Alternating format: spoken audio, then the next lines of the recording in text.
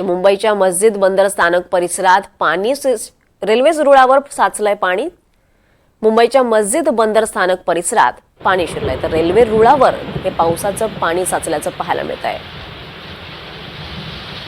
मुंबईमध्ये सकाळपासूनच पाऊस सुरू आहे। मुसळधार पाऊस कोसळतोय। ठिकठिकाणी वाहतूक ही खोळंबलेली आहे। तर मुंबईच्या मस्जिद बंदर स्थानक परिसरात देखील पाणी शिरलं आहे। रेल्वे रुळांवर हे पाणी साचलेलं आहे आणि याचा परिणाम इथल्या वाहतुकीवर झालाय। हे दृश्य आपण पाहतोय। मुंबईच्या मस्जिद बंदर स्थानक परिसरात पाणी शिरलंय। अगदी तलावाचं स्वरूप याला आलेलं आहे। रेल्वे रुळावर पाणी साचल्यामुळे वाहतूक देखील खोळंबलेली पाहायला मिळते। दृश्य आहेत मुंबईच्या मस्जिद बंदर स्थानक परिसरातली। मुंबईमध्ये मध्यरात्रीपासूनच मुसळधार अशा पावसाला सुरुवात झाली आहे। सकाळपासून पावसाचा वेग आणखी वाढलेला आहे आणि त्यामुळे ठिकठिकाणी पाणी साचलंय।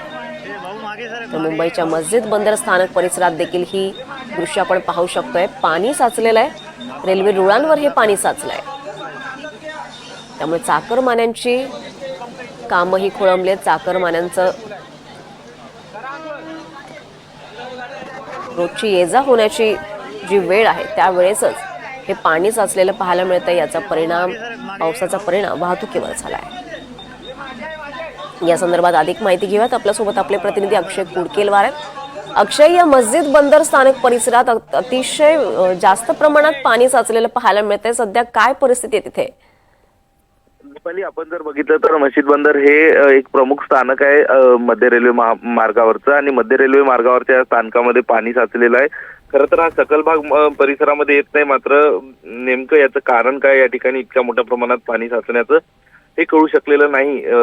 यामुळंच आता मुंबईच्या छत्रपती शिवाजी महाराज टर्मिनसकडे जाणारी जी रेल्वे वाहतूक आहे ती काहीशी प्रभावित झालेली आहे, खोळंबलेली आहे, त्यावरती परिणाम पडलेला आहे। त्यासोबतच छत्रपती शिवाजी महाराज रेल्वे स्थानकाकडनं अर्थातच ठाण्याच्या दिशेने उपनगराच्या दिशेने जाणारी वाहतूक देखील आहे, त्यावर त्या रेल्वे वाहतुकीवर परिणाम पडलेला आहे। कारण मस्जिद बंदर हे जे स्थानक आहे हे अगदी छत्रपती शिवाजी महाराज टर्मिनस स्थानकानंतरचं पहिलं स्थानक आहे। त्यामुळं जर या स्थानकामध्ये पाणी साचलं तर याचा थेट परिणाम छत्रपती शिवाजी महाराज टर्मिनस स्थानकावर होऊ शकतो आणि त्यामुळं आता या ठिकाणच्या पाण्याचा पंप लावून लवकरात लवकर निचरा करणं हे रेल्वे प्रशासन आणि महानगरपालिकेसमोर एक आव्हान ठरलेलं आहे।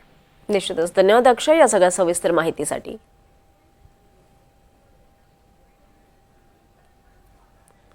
तर ही दृश्य आपण पाहतोय मुंबई वरळी सीलिंगची ही दृश्य आहेत। इथं सुद्धा मुसळधार असा पाऊस कोसळत आहेत आणि त्यामुळे वाहतूक मंदावलेली पाहायला मिळते आहे।